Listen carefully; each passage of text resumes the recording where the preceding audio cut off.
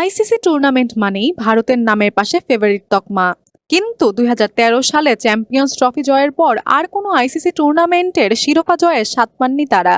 সর্বশেষ গত বছর ঘরের মাঠে ওয়ানডে বিশ্বকাপের ফাইনালে অস্ট্রেলিয়ার বিপক্ষে হারে রোহিত শর্মার দল।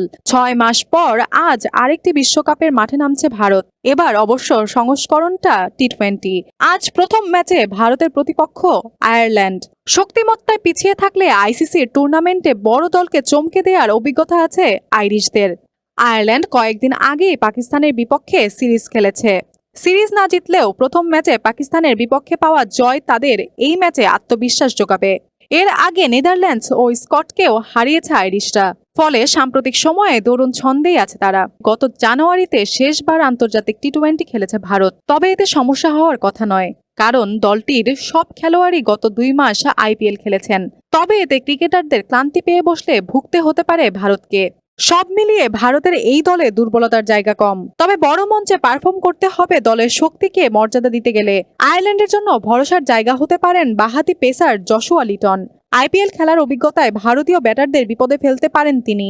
এছাড়া আছেন আরেক দুরন্ত পেসার মার্ক অ্যাডার। স্পিনে নেতৃত্ব দেবেন অভিজ্ঞ জর্জ ডকরেল। তবে দলটির সবচেয়ে বড় আশা ওপেনার পল স্টার্লিং। পাওয়ার প্লেতে ঝড়ও শুরু হতে পারে তার দিকেই থাকবে পুরো দল।